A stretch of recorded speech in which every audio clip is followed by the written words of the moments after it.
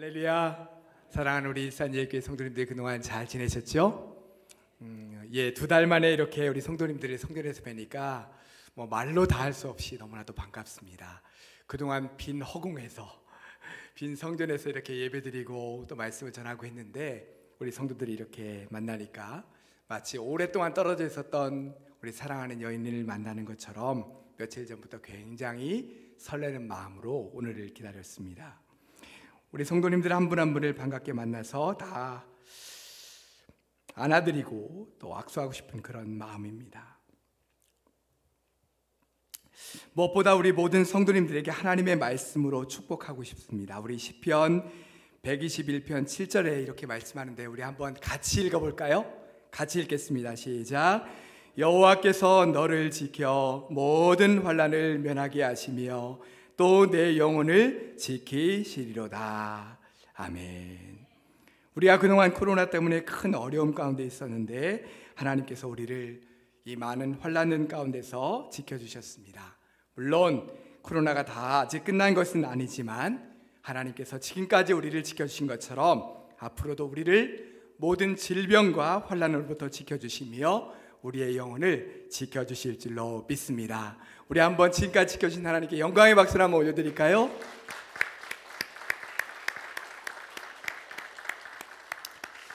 예, 특별히 지난 2달 동안 성전 예배를 다시 시작하면서 드리는 이 예배가 우리에게 평생 기억에 남는 그런 복된 예배가 될 수 있기를 간절히 축원합니다.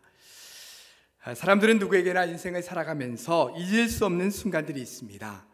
뇌리에 깊이 박혀서 오랫동안 기억에 남는 순간이나 기억들이 있죠. 저에게도 지금까지 인생을 살아오면서 평생 잊을 수 없는 순간들이 있습니다. 제 개인적으로 어떤 순간들이 있었나 한번 되짚어보는 그런 시간을 가졌는데요.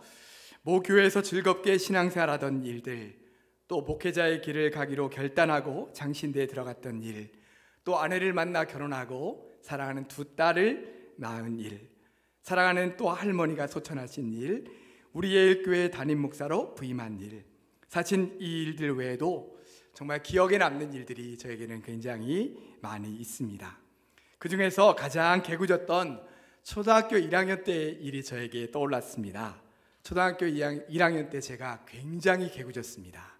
지금 저의 모습을 보시는 분은 목사님이 개구졌다고요? 이렇게 하실 수 있겠는데 그 당시에 제가 친구들하고 뛰어놀고 밖에서 노는 걸 너무 좋아해서 깜깜해져야 집에 들어가곤 했었던 그런 기억이 있습니다. 한 번은 1학년 때였는데 학교에서 책상 위를 이렇게 막 뛰어다니다가 이 턱을 깬 적이 있습니다. 책상에 이제 턱을 심하게 쾅 박은 거죠. 그때 턱이 깨지면서 피가 많이 나고 그래서 동네 의원으로 빨리 달려갔던 적이 있습니다. 그래서 수십 방을 이렇게 꿰매고 지금도 이렇게 흉터가 남아 있지요. 근데 아직도 기억에 남는 것은 그때 워낙 크게 다쳐서 한 일주일 동안을 저 혼자 학교에 다니지 못하고 어머니에게 업혀서 다녔던 그런 기억이 납니다. 그 이후에도 하루도 빠지지 않고 학교에 다녀서 초등학교 6년 개근, 또 중고등학교 6년 개근해서 12년 개근을 했습니다. 그 당시에 12년 개근하면 대단한 거 아닙니까? 예, 그렇게 개근을 했었습니다. 사실 그때 그 일은 제 인생 전체에서 보면 그리 대단한 일도 아니고 아주 어렸을 적에 있었던 일인데도 아직도 그때의 기억이 생생하게 납니다. 여러분들에게는 잊혀지지 않는 기억, 또 잊을 수 없는 그런 기억들이 어떤 것들이 있으십니까? 연세가 많으신 분들 중에는 일제강점기나 6.25 전쟁을 겪으신 분들이 계시죠. 그분들에게는 아마 그때의 일이 굉장히 오랫동안 남아 있을 것입니다. 지금도 그때의 이야기를 마치 며칠 전 이야기처럼 하시는 우리 어르신들이 계시지 않습니까? 그만큼 평생 동안 뇌리에 깊이 박혀있는 그런 엄청난 일들이었던 것입니다. 우리나라의 현대사에도 참 많은 일들이 있었습니다. 1980년대 이후의 일들을 보면 민주화 운동이 있었고요, 아시안 게임, 또 88 올림픽도 있었습니다. 1994년에는 김일성이 사망하고 또 성수대교가 붕괴하고 1997년에는 IMF 또 외환 위기가 있었죠.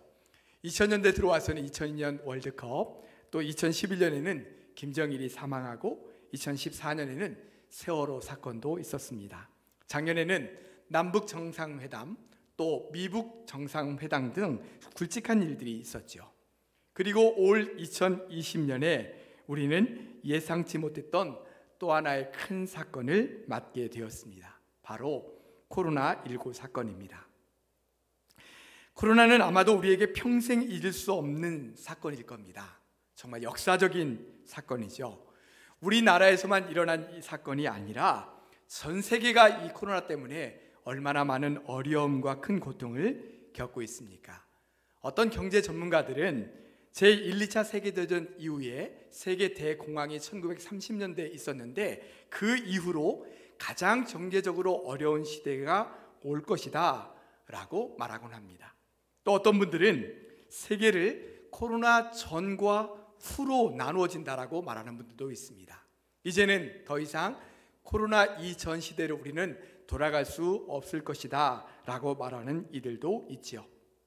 그만큼 이 코로나는 우리 삶에 큰 충격과 엄청난 변화를 가져왔습니다. 뿐만 아니라 코로나는 우리 신앙에도 큰 영향을 끼쳤습니다. 신앙생활에 많은 어려움을 가져왔고 큰 변화를 가져왔습니다. 그 중에서 가장 큰 어려움은 역시 성전에 나와서 예배를 드릴 수 없었다는 것입니다. 전에 말씀드린 것처럼 우리나라의 복음이 전해진 후에 지난 130년간 우리는 일제강점기나 6.25 전쟁 중에도 성전에서 드리는 예배가 멈춰진 적이 없습니다. 온갖 핍박과 시련 속에서도 이 성전 예배가 계속해서 이어져 왔다는 것이죠. 그런데 이 눈에 보이지 않는 작은 코로나 바이러스 때문에 성전에 모이지 못하는 상황을 맞게 되었습니다.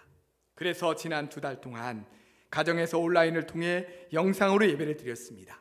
각 교회마다 주일에 목회자들만 교회에 나와서 예배를 드리면서 그걸 영상으로 송출하면 성도님들은 각 가정에서 영상을 통해 예배를 드린 거죠.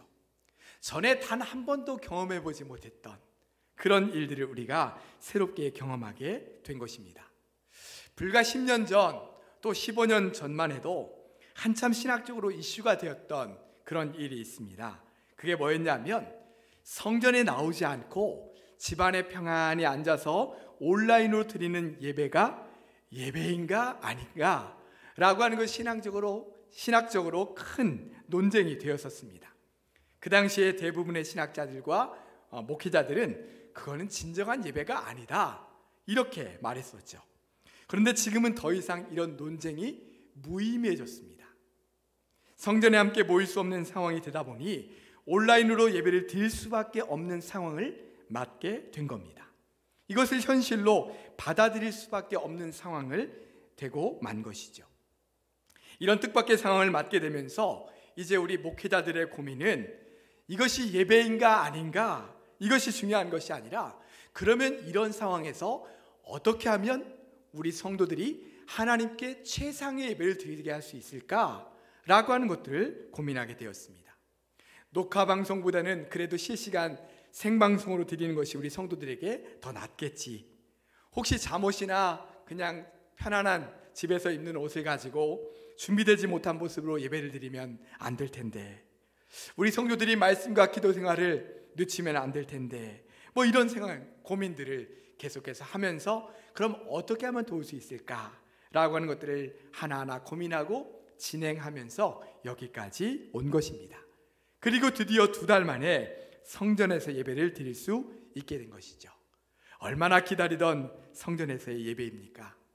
그 어느 때보다 은혜롭고 감격스러운 예배가 아닐 수 없습니다. 아마 여러분들의 마음도 똑같은 마음일 겁니다.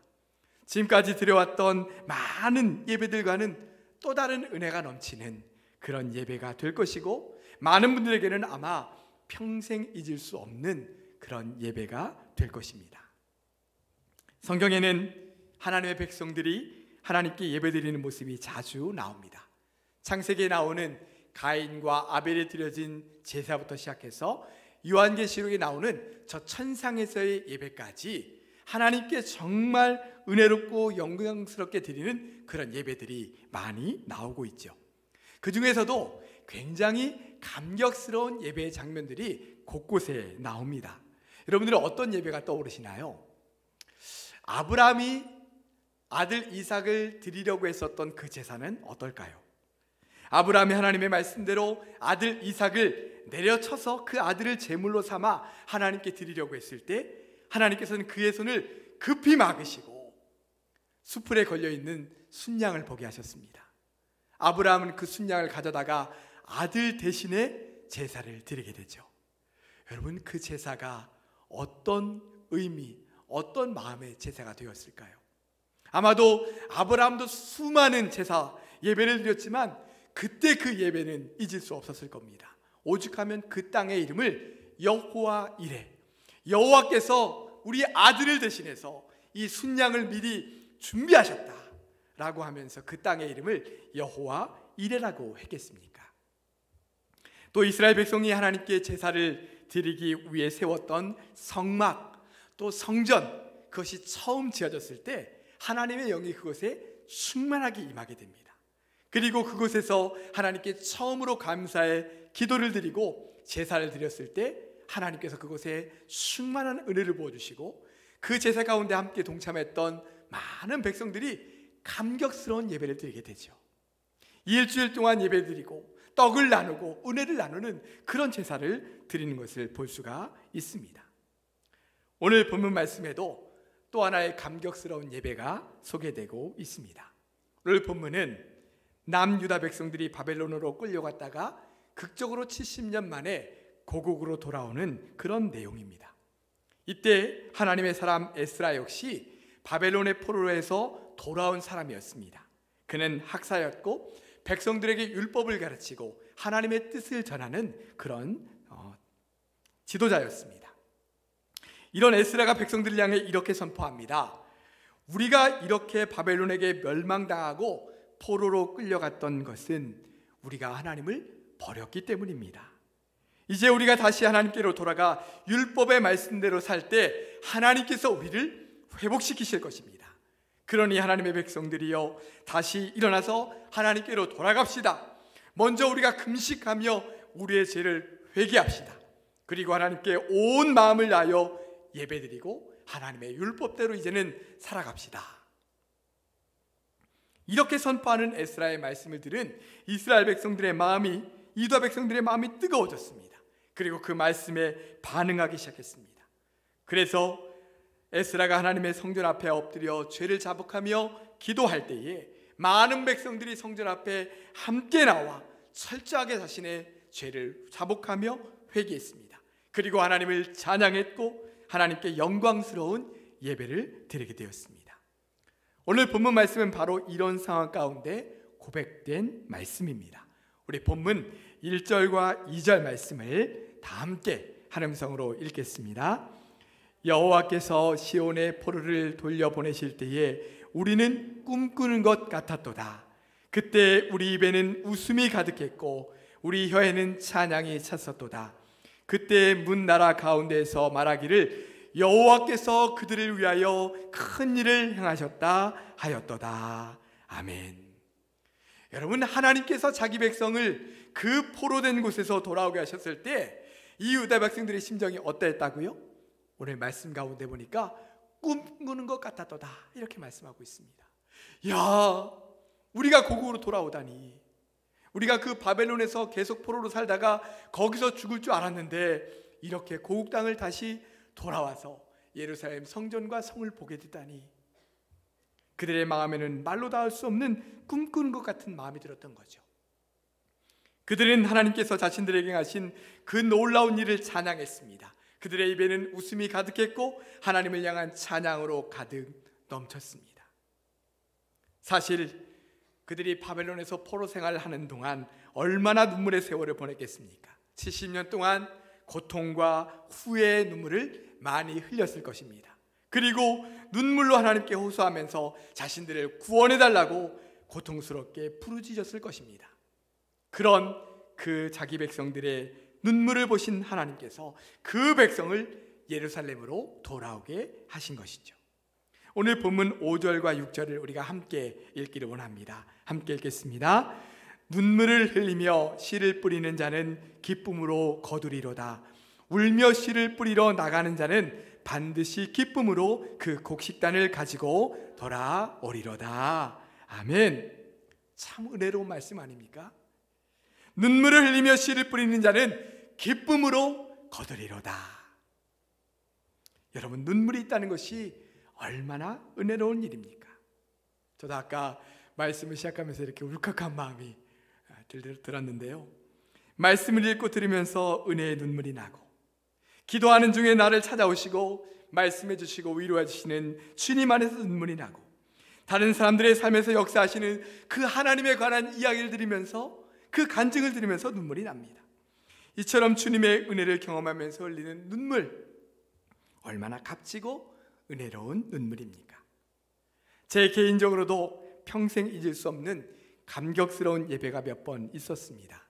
그 중에서도 예배를 드리면서 하염없이 눈물을 흘렸던 예배가 바로 군대에서 훈련받던 훈련소에서 드렸던 예배입니다. 군대 훈련소에 처음 들어가면 참 힘듭니다.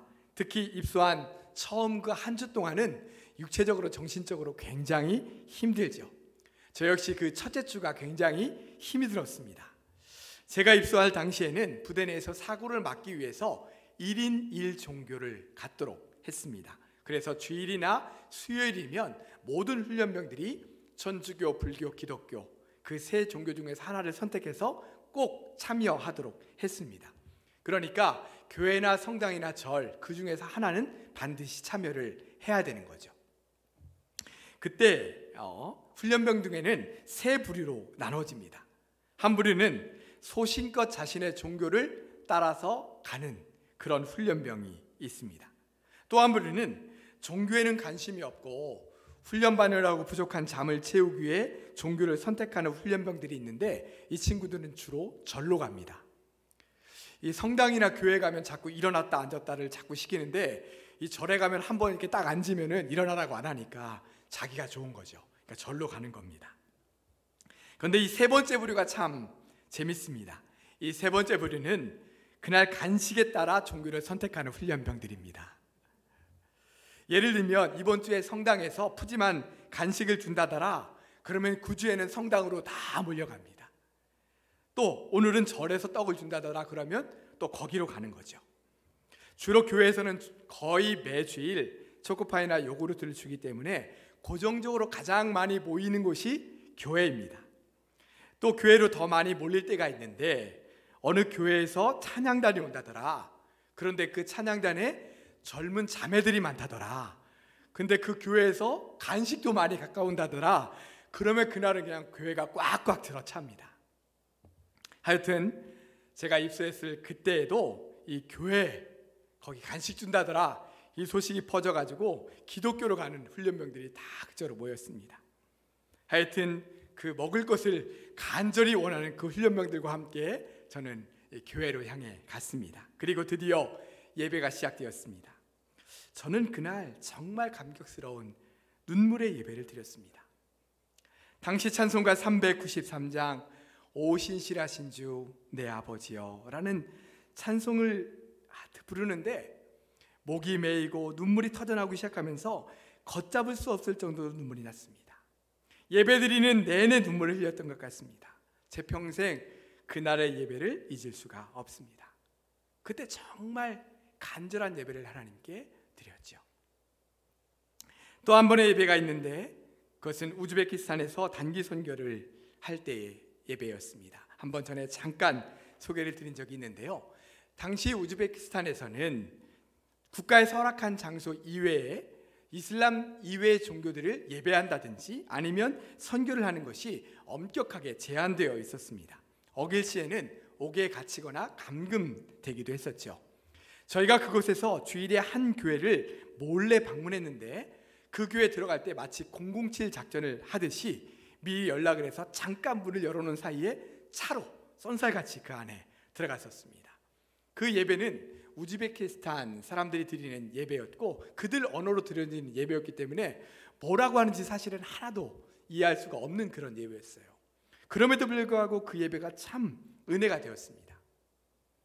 그런데 그때보다 더 큰 은혜가 되었던 예배는 저희들이 그 열흘 동안 우즈베키스탄에 있을 때에 마음껏 하나님을 찬양하고 예배드릴 수가 없는 거예요. 그래서 어떻게 했냐면 황량한 광야로 나갔습니다. 저희 한 서너 명이 차를 가지고 황량한 광야로 나가서 아무도 인 적이 없는 그곳에서 마음껏 하나님 찬양하고 기도하고 예배드렸던 그 기억이 있습니다. 그곳에서 주님을 찬양하고 기도할 때 너무 은혜가 되는 거예요. 지금도 가끔 그곳에 가보고 싶을 정도로 정말 은혜롭게 예배드렸던 기억이 납니다. CCM 찬양 중에 아무도 예배할 수 없는 이라는 찬양이 있습니다. 가사가 이렇습니다. 아무도 예배하지 않는 그곳에서 주를 예배하리라. 아무도 찬양하지 않는 그곳에서 나 주를 찬양하리라. 누구도 헌신하지 않는 그곳에서 주께 헌신하리라. 누구도 증거하지 않는 그곳에서 나 주를 증거하리라. 내가 밟는 모든 땅 주를 예배하게 하소서. 주의 보혈로 덮어지게 하소서.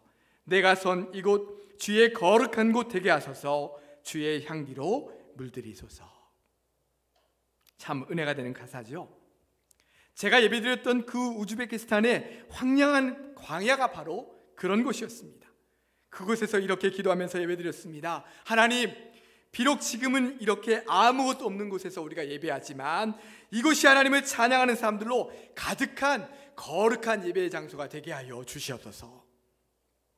그때 드렸던 간절한 기도의 내용을 지금도 잊지 않고 기억하고 있습니다. 우리는 이번에 코로나 바이러스로 인하여 정말 큰 깨달음을 얻게 되었습니다. 무엇보다 신앙의 공동체의 중요성을 절실히 깨닫게 되었습니다. 성도들과 함께 믿음 안에서 예배드리고 교제하는 것이 얼마나 소중한 일인지, 또 나 혼자 신앙을 이어간다는 것이 얼마나 또 어려운 일인지를 깨닫게 되었습니다. 이끌어주는 목회자나 함께 예배드리고 함께 기도하는 동역자가 없다 보니 자꾸만 나태해지고 편안함에 익숙해져가는 우리의 신앙을 보면서 이래서 목회자의 도움이 필요한 거구나, 이래서 함께하는 믿음의 동역자들이 꼭 필요한 거구나 라고 하는 것을 절실히 깨닫게 되지 않았습니까? 또한 성전이 얼마나 소중한지를 깨닫게 되었습니다. 여러분, 성경 통독교회에 따라서 성경을 읽고 계시죠? 지금 아마 역대하를 읽고 계실 겁니다. 역대하 7장 말씀에 보면 솔로몬 왕이 성전을 짓고 나서 하나님께 감사의 기도를 드렸을 때 하나님께서 이 솔로몬에게 그 성전에 관해서 주시는 말씀이 있습니다. 이렇게 말씀합니다. 이제 이곳에서 하는 기도에 내가 눈을 들고 귀를 기울이리니 이는 내가 이미 이 성전을 택하고 거룩하게 하여 내 이름을 여기에 영원히 있게 하였습니다. 내 눈과 내 마음이 항상 여기에 있으리라. 아멘. 그렇습니다. 성전은 이 땅 위에서 특별한 공간입니다.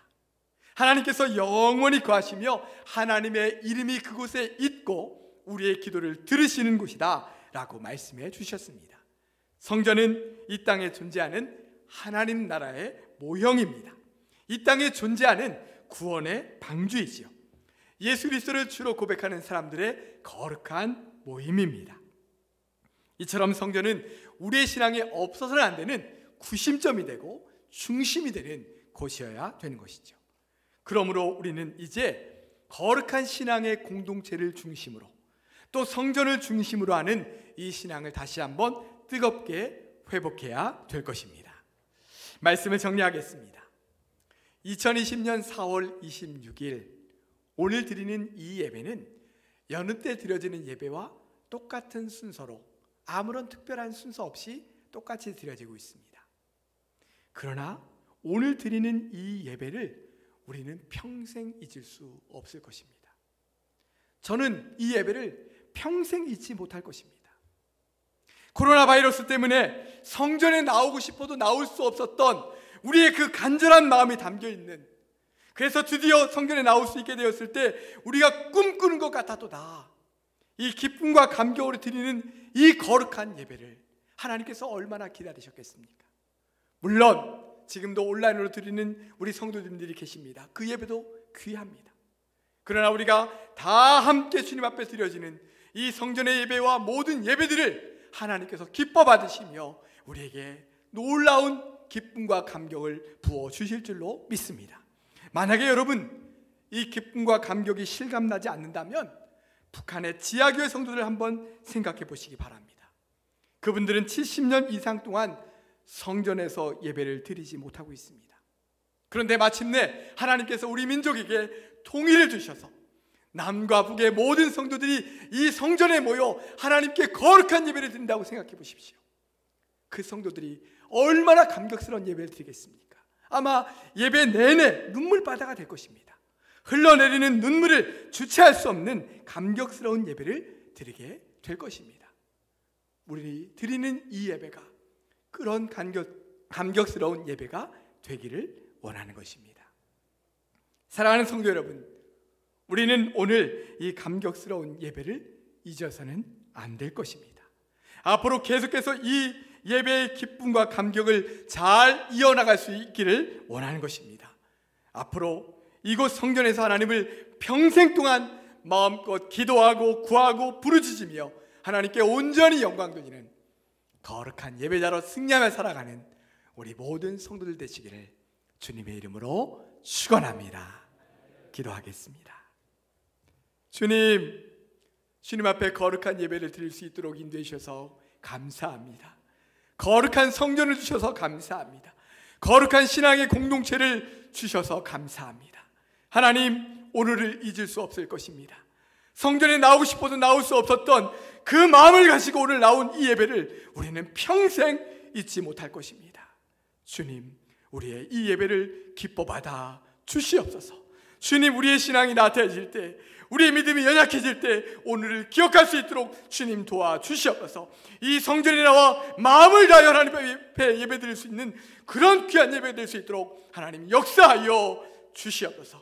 주님께서 기뻐하시는 아버지의 예배를 날마다 올려드리는 승리하는 거룩한 예배자들 될 수 있도록 축복하여 주시옵소서. 예수님의 이름으로 기도드리옵나이다. 아멘.